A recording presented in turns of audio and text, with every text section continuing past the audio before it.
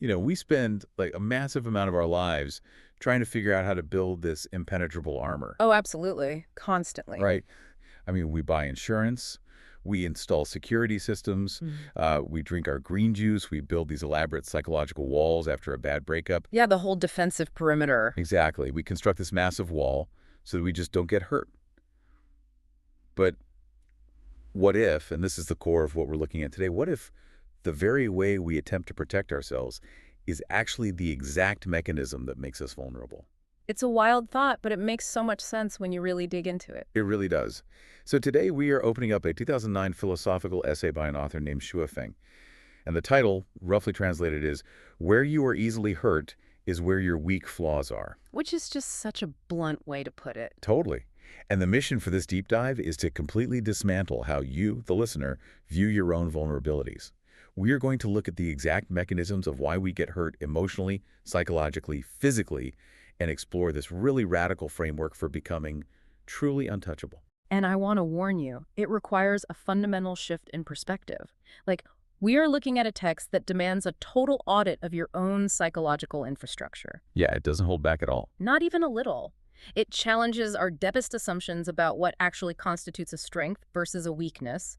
Because, we tend to view our passions, our loyalties, and our loves as our greatest Right, assets. the things that make us human. Exactly. But this philosophy categorizes them as critical structural liabilities. Okay, let's unpack this, because the best way I can describe the core premise is to compare it to like a structural engineering inspection, but for the human soul.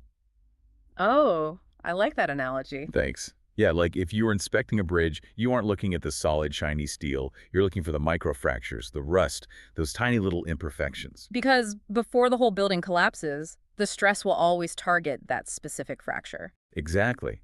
But before the essay even touches the human mind, it roots its entire philosophy in the undeniable, observable laws of physical nature. To understand human weakness, it forces us to look at how the natural world behaves. And the examples provided are highly visceral. I mean, think about a cracked egg. Oh yeah, this part was gross but effective. Right. Out in the wild, flies and maggots do not swarm a perfectly intact, pristine egg. The shell is a flawless defense mechanism.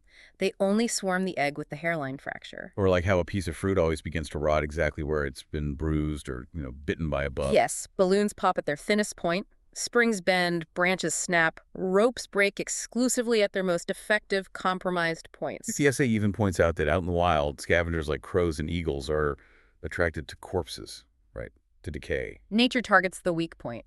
Always. And if we bring it back to our own bodies, physical pain in a specific body part is an indicator of a functional disorder or lack of health in that exact specific spot. The point is, injury is never random. And this is really the foundational thesis here. We have this habit of viewing injury, whether it's getting scammed, getting our hearts broken, or just losing our temper, as a matter of bad luck. Like we were just in the wrong place at the wrong time. Exactly. But in the physics of the natural world, injury is always a direct exploitation of a pre-existing flaw. The universe applies pressure, and the structure fails at its weakest point. It sounds exactly like a cybersecurity zero-day exploit. Oh, how so? Well, the hacker didn't just, wave a magic wand to break into the server. They scanned the system, found the one open port, the one line of code that wasn't secure, and they slipped in right through that crack. That is a perfect modern parallel, yeah. Here is the massive leap we need to make today. Mhm. How does a physical crack in a literal egg translate to the incredibly messy, abstract complexities of human behavior? Right, because we aren't eggs. But if we accept that physical nature exploits structural flaws, human interaction functions through the exact same mechanism. The exact same way. Yeah. Manipulators, spies, political operatives, conspirators, or honestly, even just toxic people in your everyday life, they do not attack randomly. They scan you for your psychological open ports. They're looking for that emotional hairline fracture. Precisely. The essay actually lays this out like a dark psychological playbook. It argues that your specific desire dictates the exact weapon used against you. It's very targeted. Highly targeted. Yeah. Like if a target is lustful, the manipulator deploys a honey trap. If the person is greedy, you don't use flattery, you use a massive financial bribe. Right, but if they are incredibly vain, then you bring out the praise. Exactly. If they're power hungry, you promise them high office. The text even breaks down personality types, which I found fascinating. Like, aggressive, hot-headed brutes can be goaded into making fatal mistakes by simple taunts. Just poking the bear. Yeah. And brave men can be driven to do deeply reckless things just by having someone underestimate them. We also see the perfectionist archetype discussed here, which I think is super relevant today. Oh, totally. Yeah. Tell them about the perfectionist. So, the arrogant perfectionist who relies entirely on a sense of superiority can be angered to the point of absolute self-destruction simply by being confronted with someone slightly more skilled than they are. It just shatters their entire worldview. Exactly. The mechanism is identical across the board. Find the attachment, find the ego-driven desire, and use it as a lever to break the person. So if manipulators scan us for vulnerabilities, how does one actually defend against that in real time? Yeah. History actually gives us a perfect stress test for this, and it involves two incredible stories from ancient Chinese history. These are fantastic examples. They really are. The first one takes place during the famous rivalry between Shang Yu and Liu Bang, who actually founded the Han Dynasty. Setting the stage here, the stakes could not be higher. No, literally life or death for thousands. So let's look at the psychological pressure cooker of this moment. Shang Yu manages to capture Liu Bang's father. Oh, wow. Yeah, and he sends a message to Liu Bang on the battlefield, essentially saying, "Surrender your forces right now, or I am going to boil your father alive in a cauldron." Which is just an attempt at total psychological extortion. I mean, in ancient China, familial piety wasn't just a nice sentiment. Right, it was everything. It was the foundational pillar of society and morality. Shang Yu is pressing the biggest, most obvious button on Liu Bang's emotional control panel. He expects panic. He expects a negotiation. He is targeting what should be a massive vulnerability, familial love and duty. But Liu Bang does something terrifyingly calculated. He sends a message back saying, "Go ahead and boil him, and when you're done, make sure you share a bowl of the soup with me." It's chilling, but by doing that, he completely neutralized the threat. The blackmail just failed instantly. Exactly, because Liu Bang refused to possess the vulnerability that Shang Yu was trying to exploit. He temporarily deleted the code that the hacker was trying to use. He closed the port. And the second historical case study is just as intense. We have the brilliant strategist Zhu Liang trying to defeat his rival, Sima Yi. Another legendary matchup. Right, so Zhu Liang's army is in a position where they need Sima Yi to abandon his secure defensive stronghold and come out into the open for an irrational, hot-headed battle. They need him to make a mistake. Exactly. So, to provoke him, Zhu Liang sends Sima Yi a gift, a set of women's clothes. And we have to contextualize the psychological weight of that gesture. For an ancient general operating in a hyper-masculine, honor-based military culture, this was the ultimate insult. It was entirely designed to trigger that aggressive brute force response we discussed earlier. Right. Zhu Liang is banking on Sima Yi's ego and pride being so fragile, so easily bruised, that he will sacrifice his strategic advantage just to defend his honor. But Sima Yi doesn't lose his temper. How does he override that intense cultural and ego-driven pressure? He puts the women's clothes on, smiles, and tells the messenger to thank Zhu Liang because the clothes is a lovely fit. Just completely ruins the psychological operation. Flips it right around on him. Both Liu Bang and Sima Yi achieve victory by embodying what we might call a state of nothingness in those critical moments. The state of nothingness, yeah. Sima Yi actively uncoupled his identity from his external reputation. He dropped his ego. And Liu Bang brutally dropped his familial sentimentality. The manipulator reached for the lever, and the lever just simply wasn't there. They presented a smooth, uncracked egg to their enemies. Okay, I understand the tactical brilliance of that, especially in a war. But I have to push back a little on the broader implication here. Sima Yi's move was strategic, but Liu Bang's response feels, honestly, sociopathic. It's definitely extreme. Right. Is the essay really suggesting that literally any desire or any attachment we have, even something as fundamental as loving our parents, makes us an easy mark? Well, the philosophy here does not shy away from that extreme. It actually leans directly into it. Wow. Yeah. Yeah, the argument is that every desire, regardless of how noble, moral, or socially acceptable we believe it to be, is a potential weapon. And this is where the text asks you, the listener, to map your own personal minefield. What do you need the most? What you fear? What do you love? The examples the author provides are deeply uncomfortable because they target things we usually view as inherently good things. Very uncomfortable. For instance, if you are someone seeking magic or supernatural powers, the text argues you will inevitably be manipulated by fake masters. If you're desperate for heaven or the afterlife, religious manipulators will use that existential fear to make you irrational and compliant. And the author goes even further, touching on civic duty. The text asserts that if you are extremely patriotic, politicians can easily manipulate those feelings to send you off to be cannon fodder. Which is obviously a highly controversial take. And we should pause here just to say we are neutrally presenting this assertion from the text to explore the author's philosophy. We are not taking a political stance on patriotism or the military. Absolutely not. We are merely analyzing the text's view on emotional leverage. But regardless of where you or I stand on those issues, from a purely mechanical standpoint, it's a brutal way to look at how humans are maneuvered by their own ideals. The attachment itself is the vulnerability. Exactly, regardless of the object of that attachment. It just systematically dismantles our virtues. The text says, if you prioritize your family above all else, the social machine will use that love to trap you in a lifelong, exhausting grind. Because you'll do anything for them. Right. It will rob you of your individuality and your freedom because you will endure any indignity to provide for them. And if you value pure romantic love, you're setting up the architecture in your mind to be consumed by jealousy, anger, and irrationality. It's all structural weakness to this author. Here's where it gets really interesting for me. I was thinking about it like this. Imagine you are carrying a massive amount of incredibly fragile, expensive luggage through a terribly crowded airport. Oh, that sounds like a nightmare. Right. You've got your romantic love suitcase, your career ambition duffel bag, your reputation carry-on. And the more you care about these bags, the more you are terrified of someone bumping into them. You'd be hyper-vigilant. Exactly. The more attachments you have, the more agonizing the journey through the airport becomes. You're constantly defensive, constantly anxious, constantly looking for threats to your luggage. That's a great way to put it. But if all of these deeply human traits and virtues are just fragile luggage waiting to be smashed, how does the author suggest we protect ourselves? Right, without just curling up into a ball. The philosophy doesn't leave us stranded at the airport, thankfully. It offers a specific cognitive remedy. It introduces this concept. Pain means it's blocked. No pain means it's flowing. Okay, so when we are mentally blocked by our attachments, we suffer. Yes. So the text offers cognitive reframing techniques to unblock that pain during specific life crises. Let's look at the mechanics of this. Take being insulted. Okay. Let's say someone uses a common insult and tells you, you're not a thing.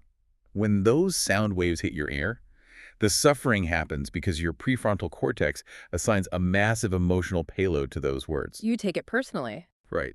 To unblock the pain, you reframe it. You think, well, I am a human, not an object. Why am I suffering over a meaningless label? It's a process of semantic diffusion. You are neurologically stripping the words of the emotional weight you've attached to them. Just emptying them out. Exactly. You realize the insult has no objective reality. It only hurts because you hold an attachment to your ego and how others perceive you.